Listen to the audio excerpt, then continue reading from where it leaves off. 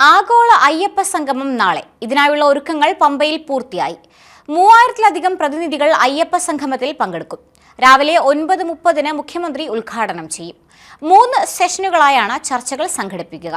ആഗോള അയ്യപ്പ സംഗമത്തിൽ VVIPകളടക്കം 3000-ലധികം പ്രതിനിധികൾ പങ്കെടുക്കും. ശബരിമല മാസ്റ്റർ പ്ലാൻ ഉൾപ്പെടെ വികസന പ്രവർത്തനങ്ങൾ നടപ്പാക്കാൻ സ്പോൺസർമാരുടെ സഹായം തേടുമെന്ന് ദേവസ്വം മന്ത്രി തന്നെ വ്യക്തമാക്കിയിട്ടുണ്ട്. 3 സെഷനുകളായാണ് ചർച്ചകൾ നടക്കുക. ശബരിമല മാസ്റ്റർ പ്ലാൻ, തീർത്ഥാടക ടൂറിസം, തിരക്ക് നിയന്ത്രണത്തിനുള്ള മാർഗങ്ങൾ എന്നിവയാണ് ചർച്ചയിൽ പ്രധാനം. രാവിലെ 9:30 ചേരുന്ന സമ്മേളനത്തിൽ മന്ത്രി VN വാസവൻ അധ്യക്ഷനാകും.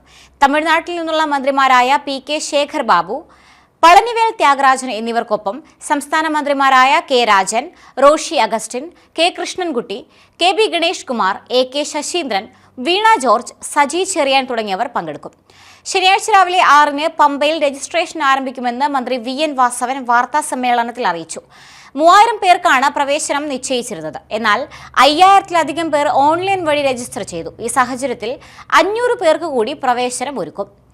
ഉദ്ഘാടന സമ്മേളന ശേഷമാണ് സമീപന രേഖ അവതരണം. തുടർന്ന് 3 വേദികളിലായി സമാന്തര സെഷൻ നടക്കും.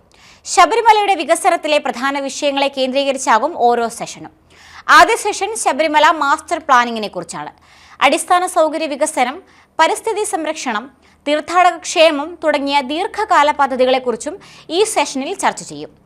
ആധുനിക സൗകര്യങ്ങൾ ഒരുക്കിക്കൊണ്ട് ക്ഷേത്രത്തിന്റെ പാരമ്പര്യം നിലനിർത്തുന്ന സുസ്ഥിരമായ കാഴ്ചപ്പാട് രൂപപ്പെടുത്തുകയാണ് ഈ സെഷന്റെ പ്രധാന ലക്ഷ്യം.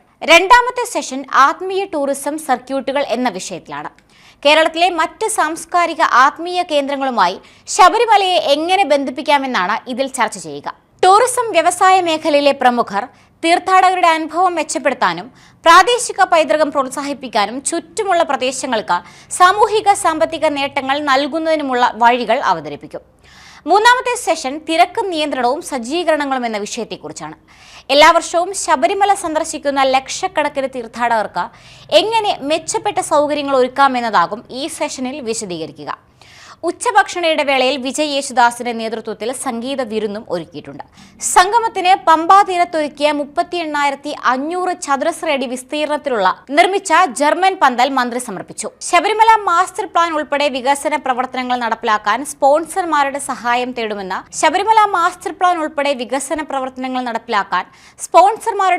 തേടുമെന്ന് ദേവസ്വം മന്ത്രി നേരത്തെ തന്നെ വ്യക്തമാക്കിയിട്ടുണ്ട്.